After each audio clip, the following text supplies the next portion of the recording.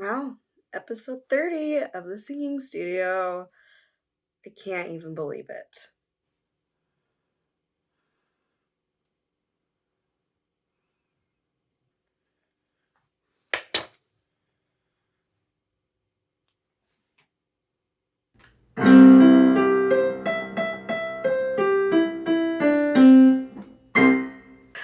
Hi, friends. Welcome back to the singing studio.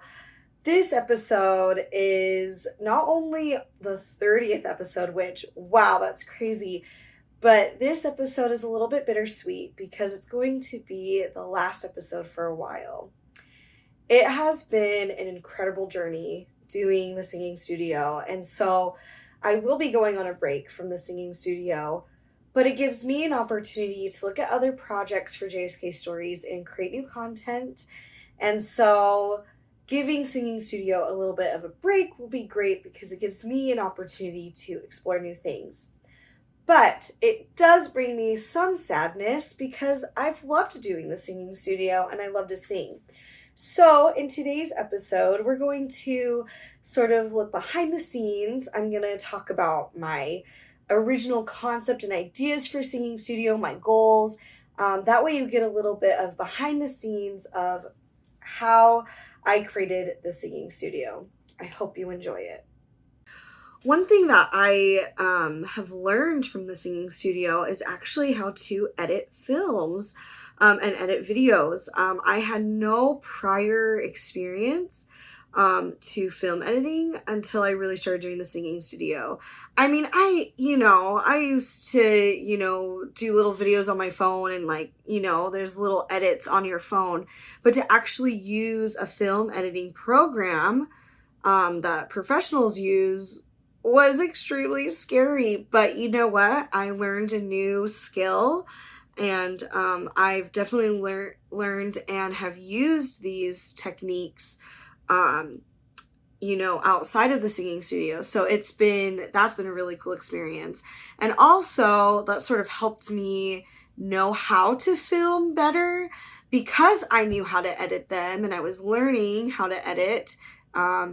I knew the best angles. I knew what to do if I messed up. And so I made my life easier each episode because I was learning and growing, and it was awesome.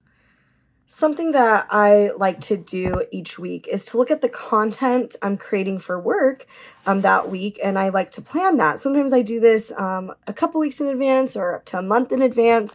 But it basically organizes myself so I know what I'm going to be doing that week. And so specifically for Singing Studio, I'll list the episode, the title, a video description, and then some filming notes. And even if I'm not filming it right then, and I'm just planning it, it gives me an opportunity to sort of outline what I want to hit in that episode. So maybe specific exercises, maybe some tips. It also gives me an opportunity to know the order in which I need to splice the film itself and the video. So this is extremely helpful to me. This last column here is sort of the status. So if it's in progress, if it's been filmed, if it's prepped, if it's in review, that way I know the status of each of my videos at any time. So it also helps me remember what I filmed before, because sometimes when we are filming lots of different things about specifically singing, it's easy to want to hit another subject again. And so sometimes I'll have to remind myself, oh, I've already filmed something about this topic. So, okay, maybe I can share it in a different way, or maybe I can do a new topic. So it's really great to have this record. And so, yeah, that is a little bit of my content map. Oh my goodness, yes. I messed up so much. There were times where I actually had to refilm an entire episode because I just could not film it correctly, or I kept messing up, or I kept saying the wrong things. That's why having my little content map where I have the bullet points was so vital. Sometimes I would try to go in and just film on the go, and then I'd be like, oh shoot, I should have had a little outline knowing what I needed to do. So I definitely highly recommend, if you're ever going to like film something like this or film a lesson, to have an outline and make sure that you're organized and you have it prepared beforehand, or else you'll learn the hard way like I have. But over time, I got used to the mess ups, and I expected some, mistakes here and there, but I was able to overcome those mistakes and try again. And that's the beauty of filming, and that's the beauty of just being human. You're gonna make mistakes. So yes, I did mess up quite a bit. Okay, you guys, I'm gonna show you my studio. I'm really excited to show you behind the scenes where the magic happens. So here we go. Welcome to the actual singing studio. This is where I do my filming and my editing. I do live in a small space, and so I had to be really creative on how I could have both the technology and a piano in the same room, so that way I could film and play the piano, and also edit easily. So as you can see, this is the program that I use in order to edit all the videos and splice them together. And it's really nice to have my piano, and it's nice that this is digital, so I can move it in and out to help make it easier to do different angles on the piano. These are my fun posters. You've probably seen some of these in the actual videos in the background. I used to have bookshelves in here, but we had to move it to make more space in here. Here is my fun playbill board. This is one of the things I actually love showing off in the videos, because this shows all of the shows that I've seen. And so I love having that collection. It's just a nice, unique touch. So as you can see, I have a lot of to-do lists and things. I always have water or vitamin water handy, a notebook.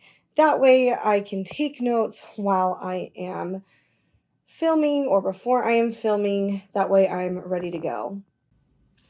I think one of my most favorite topics that I taught on the singing studio was how our voice has different abilities and can do different styles. I think there's a common misconception that if you sing classical, you can only sing classical, and if you sing contemporary, you can only sing contemporary, when really our voice is one voice. And the techniques we use and the vowel shapes we use and the placement of where we put the voice and our tone, that is what dictates what sort of style we're singing. However, we're still using the same technique. We're using the same breath support. We're using the same voice. I definitely think that that was my favorite thing to teach, because I never want a singer to feel like they're limited in one box. Like, oh, I can only sing musical theater, or oh, I can only sing classical. Who says? You can sing whatever you want, as long as you get the proper training and you really work on it with your voice teacher. You can learn different styles, and because your voice is capable of so much more than what you think. So that has been probably my most favorite subject to talk about, and I think I talked about it over a few episodes actually, and I really enjoyed teaching that and really touching on that topic. So I think one of the harder things going into the singing studio was actually thinking how I could teach voice, not only virtually, but have it feel personal to each viewer. And so, typically in a voice lesson, you meet with your voice teacher, and it's one-on-one, and you either have like an accompanist there playing for you, or your voice teacher's playing for you, and you're able to ask questions in the moment, and you're able to get that immediate feedback. So it was a little bit, you could say I had to really think creatively in planning some of these episodes, because I wanted to make sure that each viewer felt that I was talking to them, that they could pull something from what I was saying and apply it to their practicing.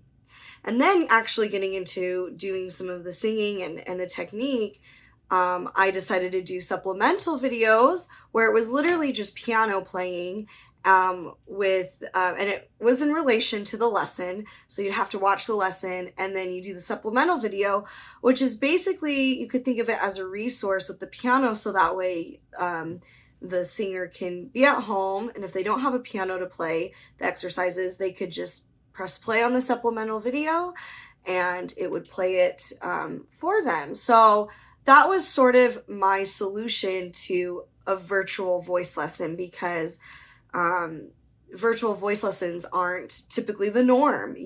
Typically you're doing voice lessons in person. So that was definitely the most challenging part of the singing studio and creating it.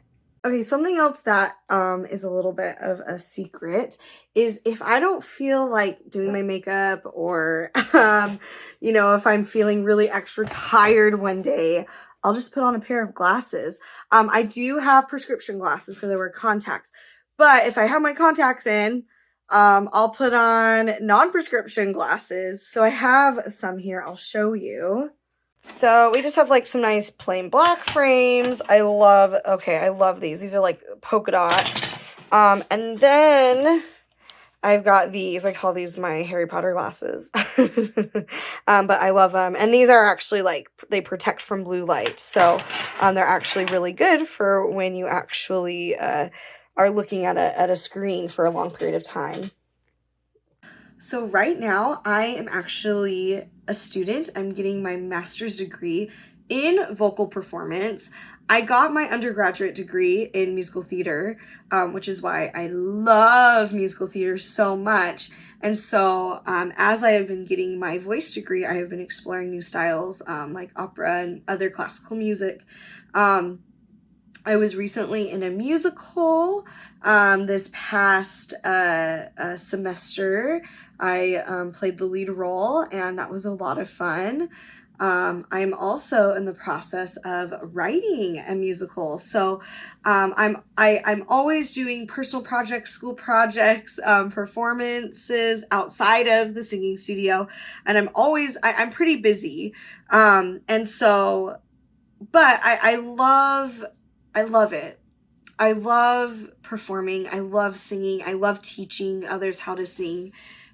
It's just it's a big joy in my life to be able to do this. And so I definitely am busy, and I do have quite a bit going on outside of JSK Stories in the singing studio, but it definitely does bring me a lot of joy when I do work. And I definitely love working and doing something that I love, which is music, and musical theater.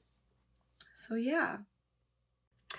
If there's any advice that I would give to anyone that wants to be a singer or go into music, it would be to believe in yourself and to practice. Take the time to practice.